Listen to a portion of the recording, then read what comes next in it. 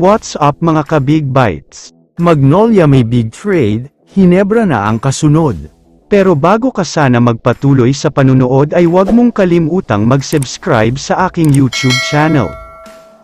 Isang mabigat na balita ang gumulat sa lahat ng mga Magnolia fans, matapos mag-announce ang iba't ibang mga legit na source na sinasabing gumawa na daw ng trade ang Magnolia, kapalit ng isang second round draft pick. Kinuha nila mula sa Converge Fiberxer si Jerick Balanza. Ang nakakagulat dito ay isang guard ang player na ito, kaya naman nakakapagtaka kung bakit siya kinuha ng Magnolia, lalo pat loaded ng guards ngayon ang team na ito. Kaya naman siguradong mas mahihirapan ang coach ang staff ng Magnolia sa pagbibigay ng playing time sa mga players nila, dahil mahirap talagang maghanap ng tamang rotation, dahil napakarami talaga ang mga guards nila. Samantala, dahil sa trade na ginawa ng Magnolia, maraming mga Hinebra fans ang napapatanong kung kailan kaya sila gagawa ng trade, lalo pat medyo nahihirapan ang Hinebra ngayong conference at medyo hindi maganda ang record nila. Pero ayon sa mga source, susunod na daw na gagawa ng trade ang Barangay Hinebra. Kung ang Magnolia ay kumuha ng isang player na hindi gaanong kagalingan, ang Hinebra naman ay kukuha daw ng isang superstar. Ang balak nga daw kunin ng Barangay ay ang rookie pa lang pero future superstar na ng liga na si Stephen Holt.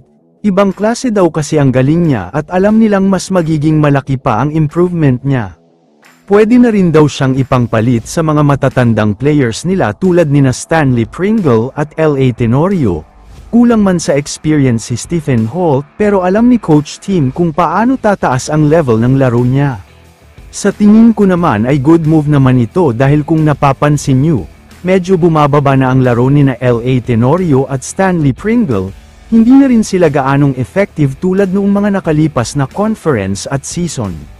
Pwede silang bumuo ng bagong core kasama nina Scottie Thompson, Jamie Malonzo at Justin Brownlee, siguradong maraming magsasabi na malapit na din mag-retire si JB. Nagkakamali kayo dyan dahil pwede pa siya maglaro hanggang 4 to 5 years.